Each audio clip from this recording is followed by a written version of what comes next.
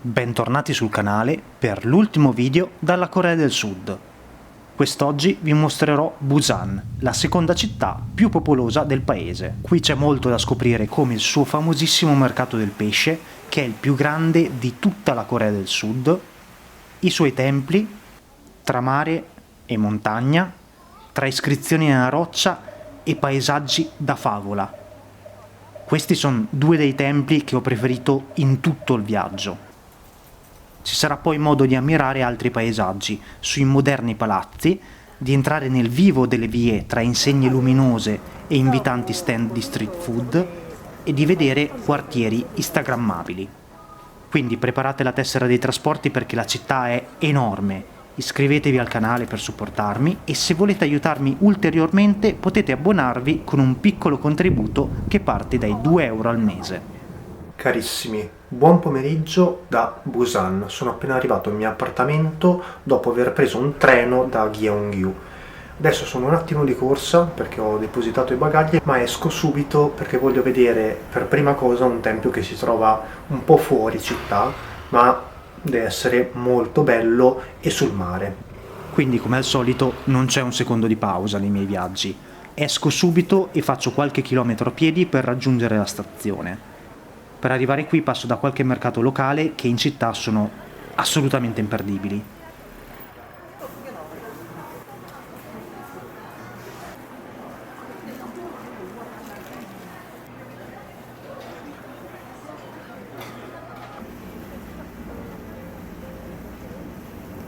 Dopo un'ora abbondante di metro mi aspettano poco più di 2 chilometri a piedi che faccio con molta fretta visto che non voglio perdermi il tramonto. Passo accanto a questo parco divertimenti e ai soliti palazzoni e finalmente arrivo in uno dei templi più importanti in tutto il paese.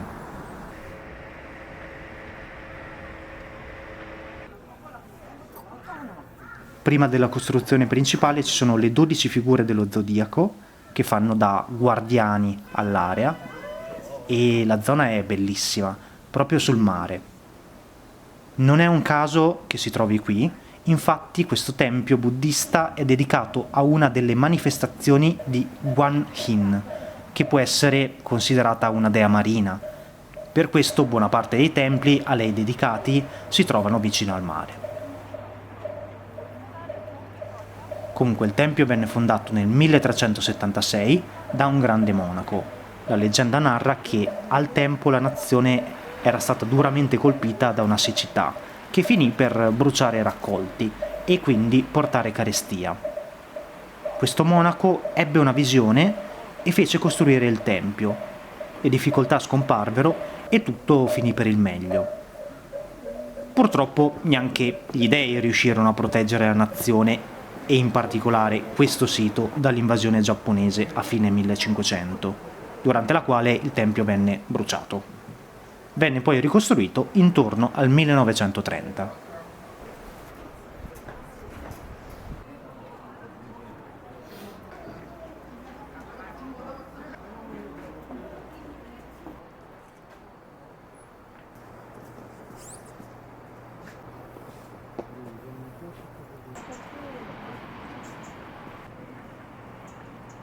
Resto qui finché non fa buio perché è proprio un bel posto, mi è piaciuto un sacco.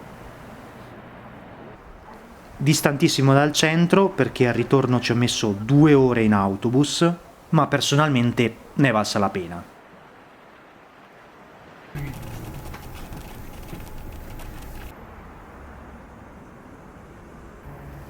Arrivo abbastanza tardi in quello che non so se può essere definito il centro, visto che la città è molto frammentata, però diciamo che sono vicino all'appartamento.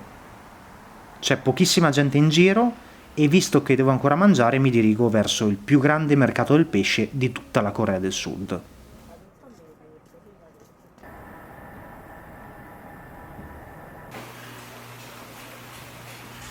Essendo arrivato tardi, la maggior parte degli stand erano chiusi.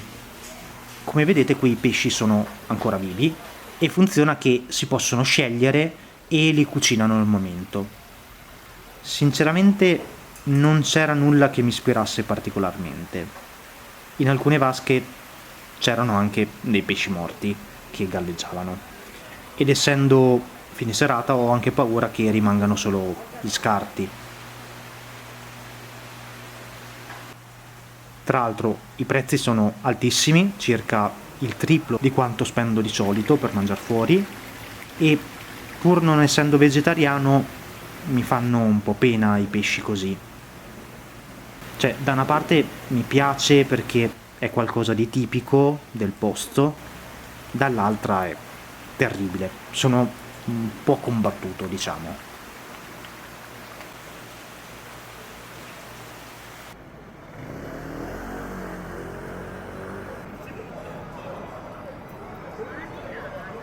All'esterno ci sono molti altri stand di pesce, ma non solo, e per cena ho ceduto e ho preso una pizza, che non vi farò vedere perché ci tengo alla vostra salute. Poi ultimi passi della giornata e la mattina dopo mi sveglio presto per andare nuovamente fuori città.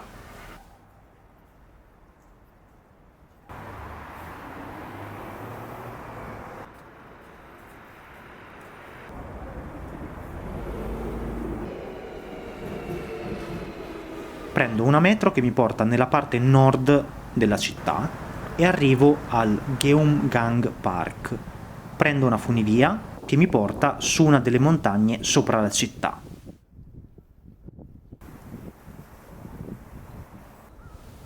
Da qui la vista è assurda.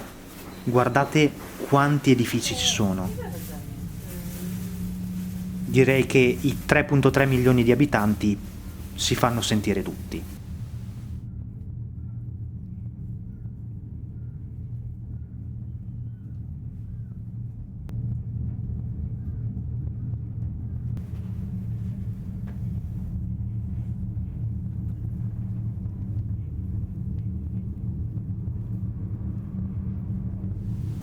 La prima tappa è il South Gate, mentre la seconda tappa è il tempio Seok-Bulsa.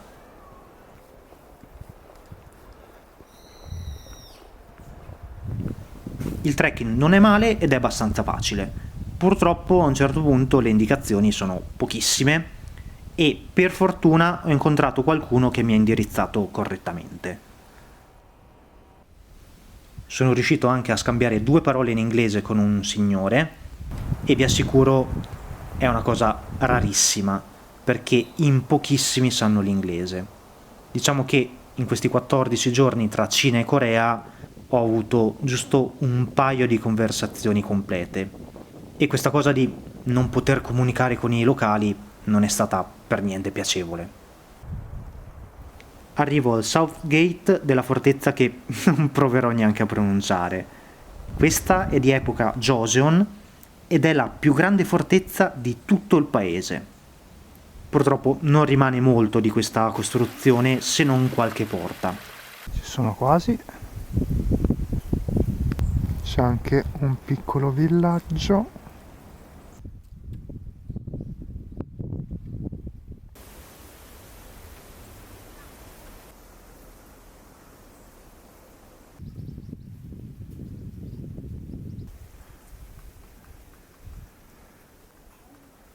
Eccomi finalmente al tempio Seok-Bulsa. Siamo sulla montagna più alta di Busan e questa costruzione risale al 1930, quindi abbastanza recente.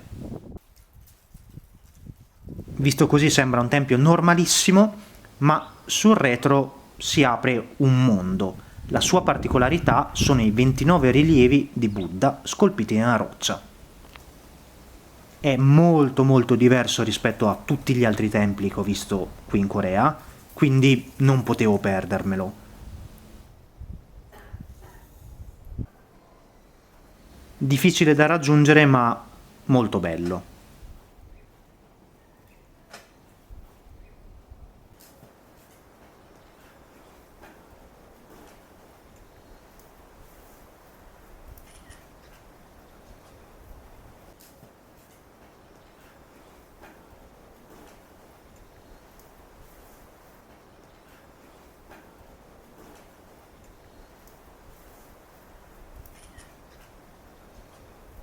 Sono molto contento perché qua le persone sono molto più cordiali e gentili rispetto che in in città ma anche alle tappe precedenti. Questo perché è un luogo comunque abbastanza remoto, non ci sono assolutamente turisti che non siano di qua, e i turisti che sono di qua ce ne sono pochi, insomma, quindi sono tutti molto ospitali e gentili.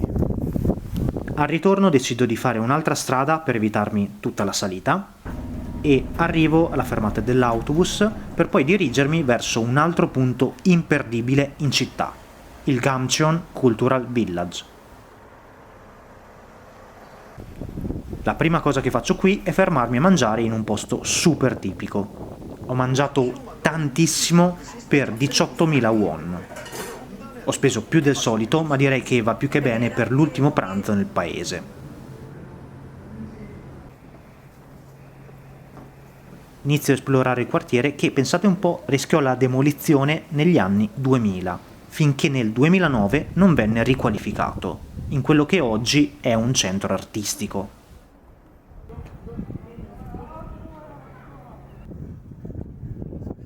Parecchio instagrammabile e molto turistico, ma bello, bello bello bello, con queste case colorate e questa luce che le enfatizza.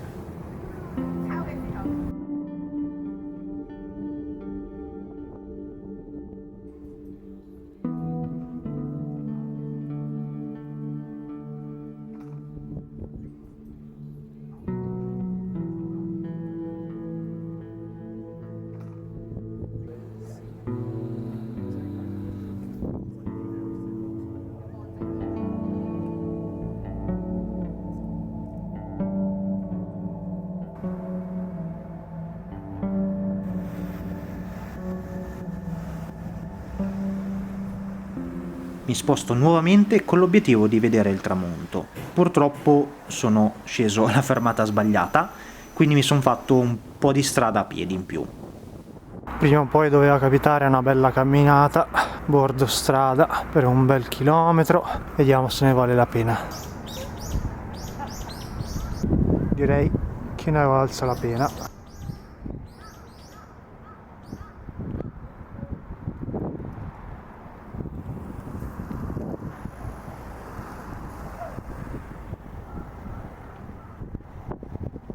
Poi raggiungo la spiaggia e mi godo gli ultimi colori della giornata. Anche se ci fossero 30 gradi, sinceramente non so se farei un bagno con tutte quelle navi là. Anche qui bagno pubblico gratuito.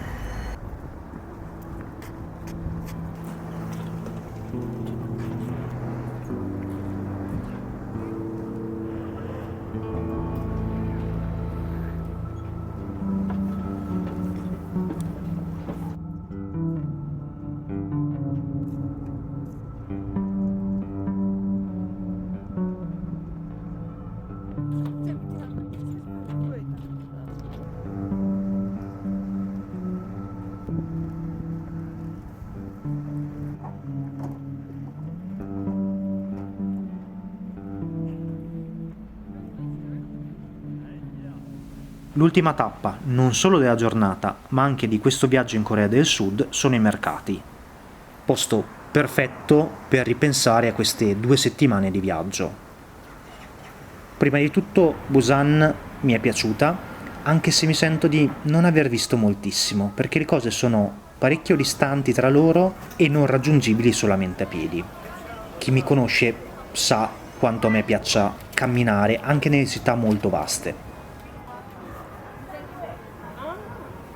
Mentre per quanto riguarda la Corea del Sud in generale, nonostante mi sia piaciuta, mi ha un po' deluso.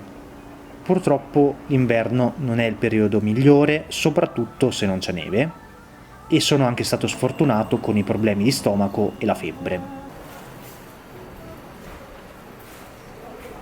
Oltre a questo, le cose da vedere nel paese, come templi, mura e tombe, sono molto simili tra una città e l'altra.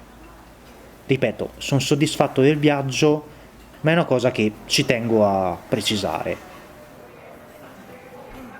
Io vi ringrazio per essere arrivati fino alla fine e vi chiedo di iscrivervi al canale per supportarmi e per non perdervi i prossimi contenuti. Ci vediamo prestissimo con l'ultimo episodio della serie.